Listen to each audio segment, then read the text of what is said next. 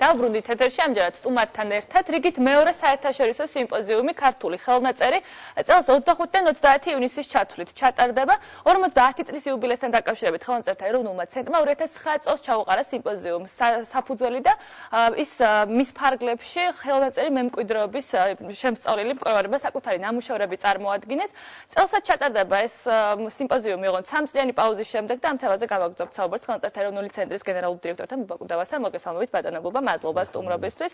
Როგორც ვიცით, რეგისტრაცია მკვლევარებისთვის სურს მონაწილეობა მიიღოს ამ ფორუმში უკვე დაწყებულია. მაგრამ სანამ ვისაუბრებით ამაზე, გითხარით, რატომ იყო პაუზა? 3 წლიანი პაუზა იყო ამ დროის განმავლობაში, სანამ კვლავ შეიკრიბებიან ასე ვთქვათ მკვლევარები და ისაუბრებენ ამ ძალიან მნიშვნელოვან საკითხებზე.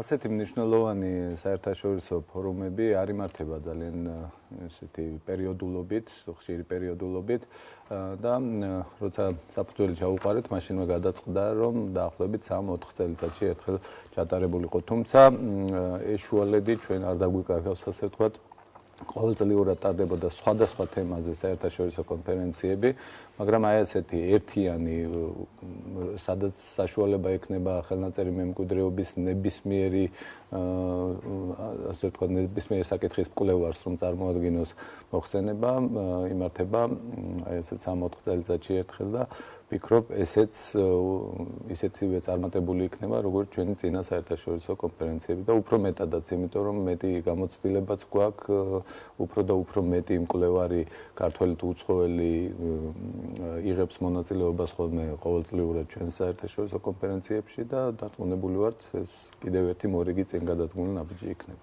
რა არის მთავარი მიზანი ამ საერთაშორისო სიმპოზიუმის? რამდენიმე მთავარი მიზანი აქვს, ასე ვთქვათ, ერთი რომ საჭიროებს ვფიქრობ მკვეთრ ხაზგასმას ის ჩვენი საზოგადოებისთვის და სამეცნიერო საზოგადოებისთვისაც, რომ ქართული ხელნაწერი არის სწორედ ის ფენომენი, თუ კი რაიმე კარგად წარმოაჩენს ქართულ კულტურას, მეცნიერების ისტორიას საქართველოში, ეს გახლავთ სწორედ ხელნაწერები. ხელნაწერები გახლდათ ძველ პერიოდში ინფორმაციის გადაცემის ფაქტობრივად ერთადერთი ესეთ ქმედითი და სტაბილური საშუალება. ქართული თუ კი რაიმე შემოგვინახა ჩვენი ორიგინალური დამწერლობა, ეს სწორედ ქართული ხელნაწერებია. და სხვადასხვა კუთხით აი ამ დიდ კულტურას იკვლევს ძალიან ბევრი ადამიანი, ზოგი იკვლევს ხელნაწერი, ეს ფართო ცნებაც არის, არა მხოლოდ ხელით გადაწერილ წიგნს ნიშნავს, არამედ ზოგადად ხელნაწერ კულტურას ნიშნავს და აქ მოვიაზრებთ ჩვენ ხშირ შემთხვევაში ისტორიულ დოკუმენტებსაც, პირად არქივებსაც და აი ამ უზარმაზარ მასალას იკვლევს ძალიან ბევრი მეცნიერი საქართველოში თუ საქართველოს ფარგლებს გარეთ. და დრო და დრო ვფიქრობ საჭიროა ასეთი საერთაშორისო კონფერენციის ჩატარება, რომელიც ესეთ წამყვან სპეციალისტებს მოუყრის ხოლმე თავს. შემდეგი მიზანი არის, რომ ჩვენ რაღაცა ბოლო პერიოდში ცოტა შეგვინელდა, ზოგადად ქვეყანას ვგულისხმობ, შეგვინელდა ურთიერთობა ჩვენს უცხოელ კოლეგებთან. მათი ნაწილი მუშაობს საქართველოს ისტორიის საკითხებზე, ქართული კულტურის სხვადასხვა საკითხებზე, ქართულ ხელნაწერებზე. მაგრამ ამას გარდა არიან ადამიანები, რომლებიც სხვადასხვა თემებზე მუშაობენ, მაგრამ მათი ინტერესები იკვეთება ხოლმე ქართულ მასალასთან და აი ასეთ უცხოელ კოლეგებსაც ვაძლევთ ჩვენ საშუალებას, რომ მიიღონ მონაწილეობა. გარდა ამისა, ეს სიმპოზიუმი საშუალებას გვაძლევს უფრო მჭიდრო ურთიერთობა დავამყაროთ იმ დაწესებულებებთან, უცხოეთის იმ დაწესებულებებთან, სადაც ასევე ინახება ხელნაწერები, ქართული თუ უცხოენოვანი ხელნაწერები. თავისთავად, რამდენად არის აქტივობა? სახელწოდებაშივე იგულისხმება, რომ ქართულ ხელნაწერებზე, თუმცა უცხოურ მასალებსაც და უცხოენოვან მასალებსაც უთმობთ დროს, რა თქმა უნდა, როგორც უკვე გითხარით და რამდენად არის აქტივობა, რეგისტრაცია უკვე დაწყებულია და დიდია დაინტერესება მკვლევარების მხრიდან. ჩვენი წინა ჩატარებული სიმპოზიუმი და სხვა საერთაშორისო კონფერენციები გვარწმუნებს, რომ ძალიან დიდია ინტერესი, ხშირად 200-მდე მსურველია ხოლმე, ყველა ვერ ახერხებს თქვა დააკმაყოფილოს ის მოთხოვნები, რაც ამ ღონისძიებებს აქვთ და ამჯერადაც 15 მარტამდე არის დრო, აქვთ საშუალება მკვლევარებს, ქართველებს, უცხოელებს შემოიტანონ მასალები. თქვენ სწორად აღნიშნეთ, რომ ქართული ხელნაწერი კი ქვია ამ სიმპოზიუმს, მაგრამ ეს ერთგვარად პირობითი სათაურია და გამოხატავს იმას, რომ ძირითადი აქცენტი იქნება ქართულ ხელნაწერზე, თუმცა ჩვენ დიდი ინტერესით მოვისმენთ იმ მოხსენებებსაც, რომლებიც მსოფლიო ხელნაწერი კულტურის სხვადასხვა საკითხებს შეეხება. ეს იქნება ალბათ ძალიან საინტერესო ნამდვილად.